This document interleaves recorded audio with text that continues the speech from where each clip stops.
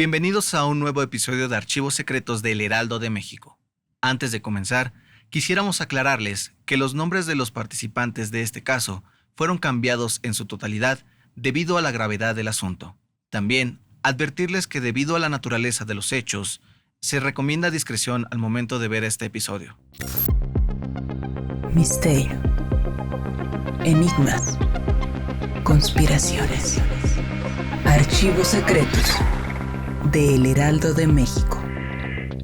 ¿Es México el escenario perfecto para que los asesinos seriales queden impunes? La historia del caníbal de Atizapán podría acercarnos a una respuesta. Y es que este caso, que fue descubierto al mundo en 2021, llevaba décadas gestándose frente a la mirada de autoridades, vecinos y cientos de personas que de una u otra forma tuvieron alguna interacción con el crimen, sin poder hacer algo para evitarlo, o en ocasiones, sin saber que algo estaba ocurriendo. Esta es quizá la típica historia del vecino ejemplar que todo mundo conoce. Aquel que sale por las tardes a mirar el tiempo pasar desde la banqueta de su casa. Ese que siempre te saluda antes de que vayas a trabajar.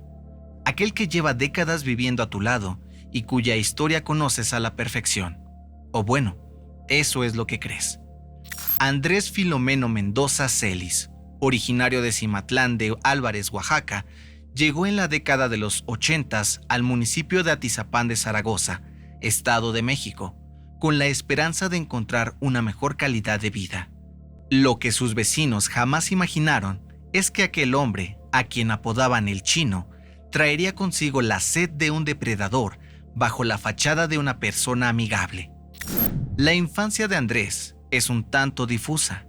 Nacido en 1947, lo único que se sabe es que su madre solía brindarle cariño de forma incondicional y que su padre era un apasionado de los temas políticos, tanto así que formaría parte de los comités de participación ciudadana en su localidad, justo como su hijo lo haría en un futuro cercano. En los años 80, el hombre que ya para entonces tenía más de 30 años, decidió cambiar de aires y mudarse al Estado de México, motivado por su hermana, quien en un principio le dio la oportunidad de cobrar la renta de un predio del que ella era dueña en este lugar. Posteriormente, Andrés decidió abrir una carnicería, en donde aprendió todo lo relacionado a cortar y manejar la carne para evitar su descomposición. Pero este negocio no duró tanto como él esperaba, y al mismo tiempo, su necesidad de extender su círculo social fue poco a poco creciendo. Esto lo llevaría a incursionar en la política local a través de grupos ciudadanos de participación voluntaria. Y así es como lentamente un lobo comienza a vigilar a sus presas, haciéndose pasar por uno más del rebaño. Para el año 2012, ya con más de 30 años viviendo en Atizapán, Andrés empezó a hacerse de amistades y ganar cierta reputación por buscar el bien común para los pobladores, o al menos eso era lo que aparentaba. Comenzó a formar parte de un grupo de personas afiliados a un partido político. Esto le permitía andar de casa en casa por la colonia, ofreciendo apoyos económicos y despensas a gente desprotegida. Sin embargo, el hombre no mantenía su fachada de buena persona en todo momento. Había pequeños rasgos que pudieron haber levantado sospecha si alguien, quizás, se hubiera detenido a mirarlos. Andrés gustaba de frecuentar bares de mala muerte en Atizapán, beber unas cuantas cervezas y pedir la compañía de jóvenes meseras. Siempre cargaba con bastante dinero en la cartera, pues a pesar de que su negocio de carnicería no funcionó, este aún contaba con las rentas que cobraba en el terreno que su hermana le había dejado. Rentaba un cuarto a una pareja con hijos y una accesoria a un doctor.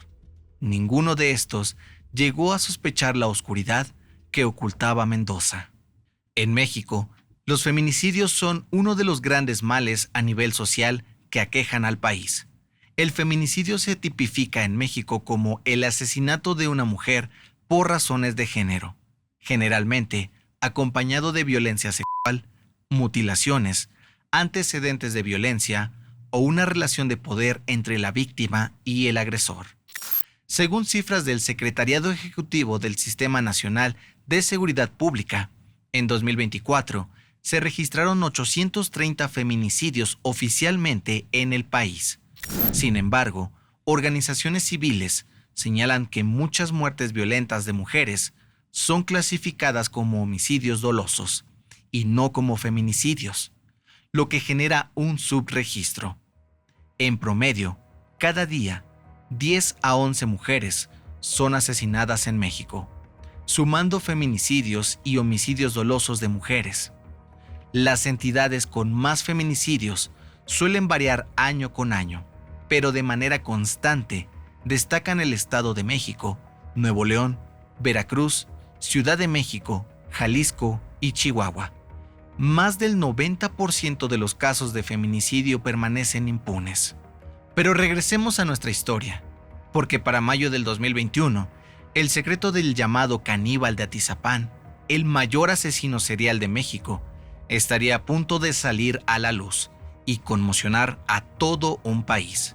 Su detención no fue un trabajo de investigación arduo de las autoridades. Se trató de la búsqueda incansable de una persona por encontrar a su esposa, al hartazgo de un elemento policíaco que bien sabía que si él no actuaba, nadie más lo haría. Juan era comandante de la Policía Municipal de Tlalnepantla en el Estado de México. Su esposa Renata era ama de casa y aparte tenía un local de reparación de celulares en donde pasaba las tardes trabajando. Ambos vivían muy cerca de Andrés Mendoza, quien fue acercándose poco a poco a la pareja, principalmente a Renata, con quien solía pasar las tardes en su local platicando o haciéndole mandados para ganar su confianza. Y es que se trataba de El Chino, una persona que toda la colonia conoce. ¿Qué mal podría hacerle? En un día como cualquier otro, Renata le pidió ayuda a Andrés para ir a comprar materiales que necesitaba en su taller de reparación. Él accedió y quedaron de verse temprano para ir hasta la Plaza de la Computación, ubicada en el centro de la Ciudad de México. Su esposo Juan estaba enterado de la situación, por lo que no hubo mayor problema. Cuando llegó la noche, Renata no regresó a su casa. Juan comenzó desesperado la búsqueda de su esposa. Acudió con vecinos, preguntando si la habían visto. Desde luego, también fue al domicilio de Andrés, con quien se había quedado de ver para ir a hacer las compras. Pero este le dijo a Juan que simplemente se habían despedido y cada quien tomó rumbo para sus respectivos hogares. Desde luego, esta historia no había convencido del todo a Juan.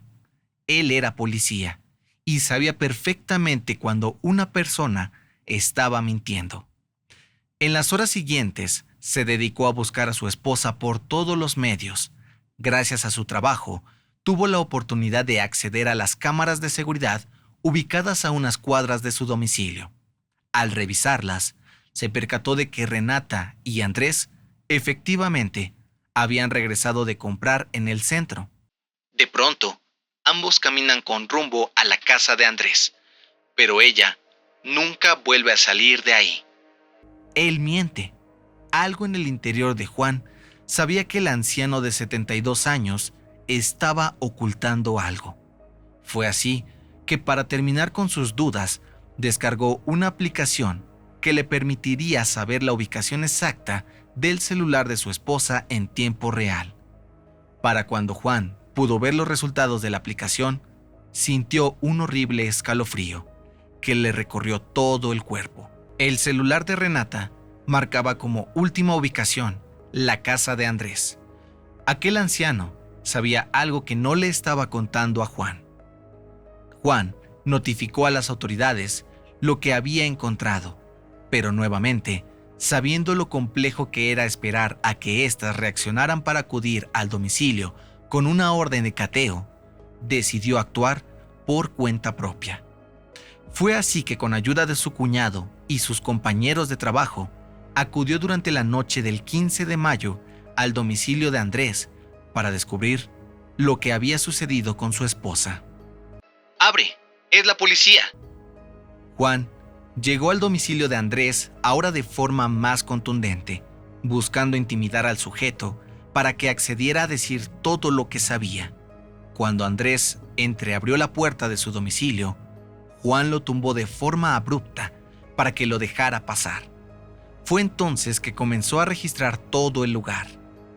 Desesperado por encontrar a su esposa, Juan revisó cuarto por cuarto. Andrés se mostró un tanto nervioso cuando llegó hasta su habitación, pero en todo momento le aseguró a Juan que nunca encontraría nada. ¿Qué es esto?, le preguntó el policía a Andrés al momento de encontrar unas extrañas cajas de cartón en la habitación. Sin saber qué decir, Andrés solo negó con la cabeza. Tras moverlas, Juan se percató que aquellas cajas, en realidad, intentaban ocultar una puerta muy discreta que se encontraba en el suelo. Aquella era la entrada a un sótano secreto. Al bajar, notaron un aroma putrefacto que se hacía más fuerte conforme iban descendiendo. Lo primero que encontraron fue una cubeta con restos humanos. Después, las pertenencias de Renata en una mesa. Juan no lo podía creer. Aquella escena de terror solo podía concebirla en sus peores pesadillas. En la misma mesa, donde se encontraban las pertenencias de su esposa, estaban los restos de ella. El mundo de Juan se derrumbó. Con la voz llena de terror, coraje y tristeza, procedió a informar por su radio el hallazgo hasta su centro de mando ubicado en Tlalnepantla. Sus compañeros le pidieron que se calmara y llamara a la policía de aquel municipio para que procedieran al arresto. Mientras todo esto sucedía, Andrés intentó escapar de Juan y su cuñado. Sin embargo, no tuvo éxito, pues fue sometido a las afueras de su propio domicilio mientras llegaban los policías. Aún en el suelo, mientras era esposado, Andrés intentó pedir la ayuda de los vecinos que lo conocían de años, pero no consiguió que lo soltaran. Todo mundo estaba en shock. No sabían qué era lo que estaba sucediendo o por qué el chino, vecino de toda la vida, estaba en una patrulla rumbo a la delegación. Pero esto apenas comenzaba. La cloaca estaba abierta y con ello todo empezó a salir a la luz. Tras la revisión de la casa a profundidad por parte de los peritos, se descubrió que habían más de 4.600 restos óseos enterrados en aquel sitio.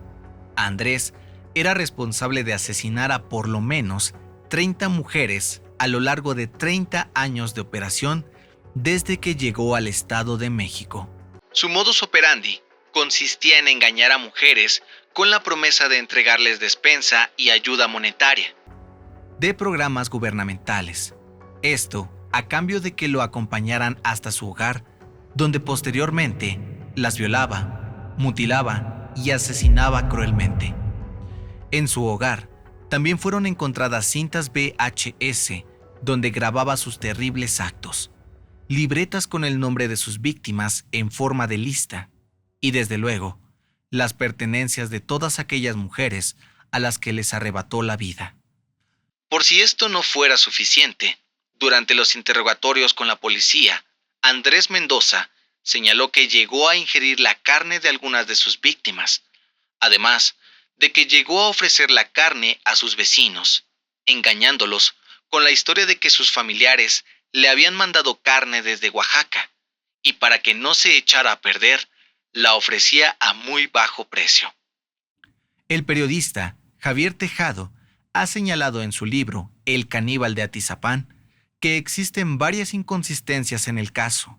Una de ellas, y quizá la más importante, es la omisión por parte de las autoridades para revisar otras 2 propiedades del asesino, que podrían guardar evidencias de al menos 50 víctimas más. De ser esto cierto, estaríamos ante uno de los feminicidas más sangrientos no solo de México, sino del mundo, cobrando la vida de más de 80 personas. ¿Qué hubiera pasado si este asesino serial no se hubiera topado con la esposa de un oficial de policía? ¿Acaso seguiría activo? ¿Cuántos otros asesinos seriales existen en nuestro país que ni siquiera han sido investigados? Resulta alarmante pensar que actualmente no se cuenta con un protocolo serio de investigación para este tipo de casos. Parece que las autoridades solo deciden actuar hasta que un suceso como el del caníbal de Atizapán se vuelve mediático. Solo así es cuando realizan investigaciones a fondo, los exámenes de alto nivel y el seguimiento de un delito. Hasta marzo del 2025, según el Registro Nacional de Personas Desaparecidas y No Localizadas, hay aproximadamente 123.992 personas desaparecidas o no localizadas en México. ¿Cuántos de estos casos serán víctimas de asesinos seriales en nuestro país? Hasta aquí el caso del día de hoy.